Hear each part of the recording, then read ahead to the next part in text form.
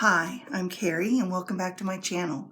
Today I thought I would go ahead and share with you my September setup in my tarot journal. I am more of a minimalist tarot journaler. I don't put the fancy charts or anything like that in there. I've done things like that over the past, but a more simple layout for me is what I need. I like to have my whole year fit into one book.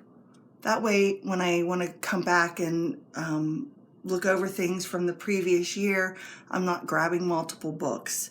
So that's a big sticking point for me, is to try to make sure everything fits into one book. So because of that, I don't make copies of my reading. I just hand write out my reading and write in the card information and so on. So I've been doing it in a dot grid notebook now for the past 4 years, and every year I do the decorating a little bit differently.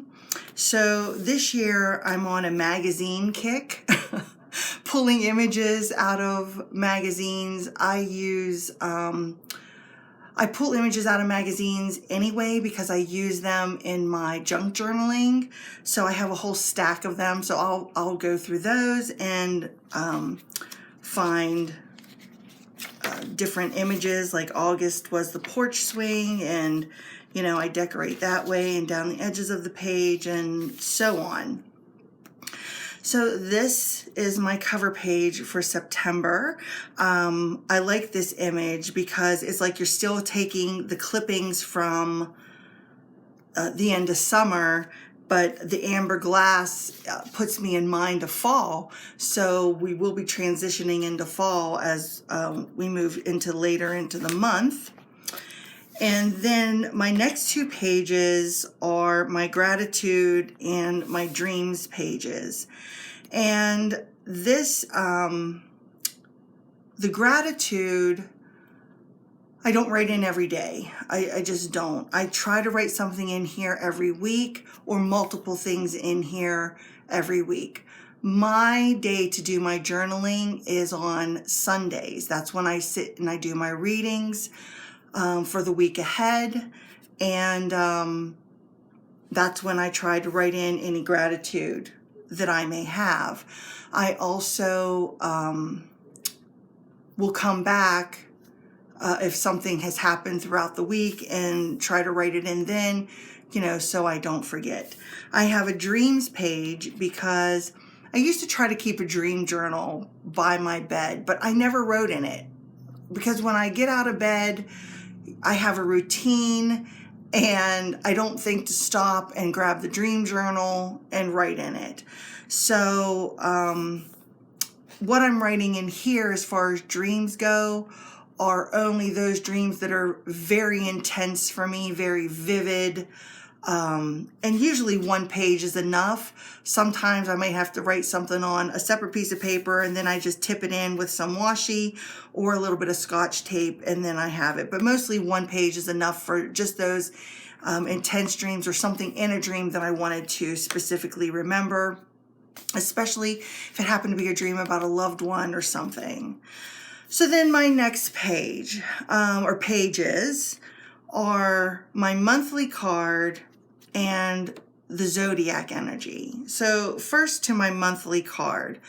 Every January, I go ahead and I do a year ahead spread for myself, and I stick it somewhere in the front of my journal.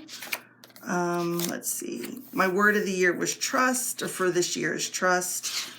And then here's my year ahead reading. And I just write down just a little bit.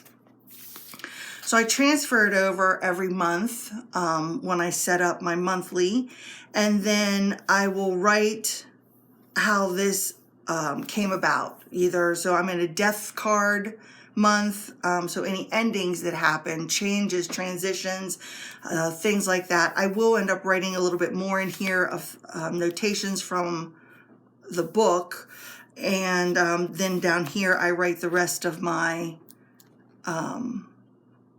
what happened throughout the month. And I don't write it all at once. I just come back and I write a little bit at a time. So over here, the Zodiac energy. I just started doing this this year. And I'm trying to learn more or get a better baseline of the Zodiac energy and the houses and my birth chart. So I had my birth chart done years and years ago at a psychic fair, and I still have all that all those papers that were given to me then. So I put the Virgo, I put the energy as Virgo for September, since the majority of the month is that Virgo energy, which falls in my 4th house. The 4th house I have written home, family, womb, cellar of your chart. I got all of this information from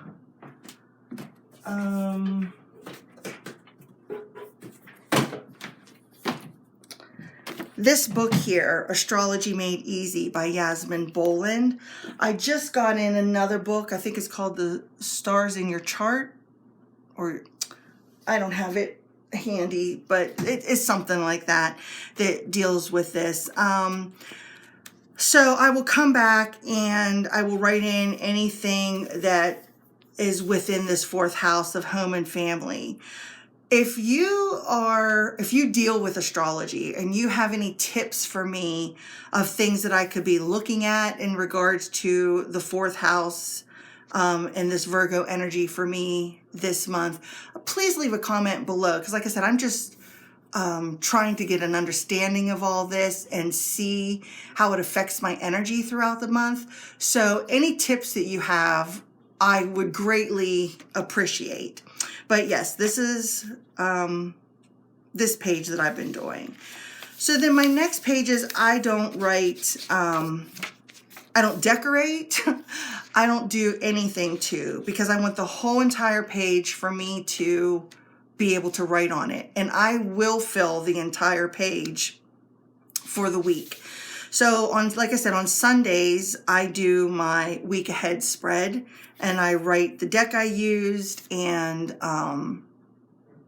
the energy for the week, how I work with that energy, and maybe a lesson from that energy. That is my current go-to favorite 3-card spread, which I have a video coming out later showing examples of that. And that is the spread that I also use in my midweek energy readings, because I love it. It gives you a perfect amount of information in regards to whatever energy is coming in. So I do that, and I will write that all in black ink, and I kind of write it out, leaving gaps in between. Then I come back on Friday or Saturday, and I will take a different colored ink pen, and then I go and I write my thoughts and how it was relevant, where I saw it occur, how, if I worked with it, if I ignored it, whatever. I will make sure I make notations down in the different colored ink, and I do the same every week. Now, if I would happen to do another style reading for myself because of a situation, issue, whatever that comes up, I usually do that on some sort of separate sheet of paper, and then I just either tuck it in. I mean, as you can see, I have paper sticking out throughout this book. But I will tuck it in, or I will tip it in, like I said earlier, with washi tape or Scotch tape. Scotch tape holds better. Washi tape is a hit or miss, whether it stays or not. So anyway, yeah, I have all my weeklies planned out. And then my last pages are my full moon and my new moon, where I do a little mini reading. I used to have a 2-page spread for each moon phase, but you know, I just found that I wasn't utilizing it. Like I said, I like more streamlined and simple. So when I remember, or when I have time and I do the moon readings for myself, then they just get jotted down here. if I do any new moon intentions or, want to manifest, I will put that in here also. The full moon, same thing. I will do that in here. And then that pretty much ends my month. So I have quite a bit left, and we've only got October, November, December after this. But I will do an end of the year reading for myself. I will do a reflection on my word trust, and I might do like a Yule reading or something like that. For October, I will do a Samhain reading. So that'll be extra in here, but I kind of plan those out ahead of time. But yeah, if I wanted to add like another little short reading in here, I would, but mostly I put those in with extra sheets of paper. My setup stays the same every month, but the decorating or whatever changes. So I don't know if that's something that you want me to show every month of how I decorated the pages, or talking about whatever my energy in the house for me is. Let me know, I guess, in the comments below, because like I said, my journals aren't that exciting, that things change too often, but I just wanted to show you how I set up and how I like the more minimalist style. Now, as far as planning goes, I have a whole separate bullet journal that is my family day-to-day finance tracker,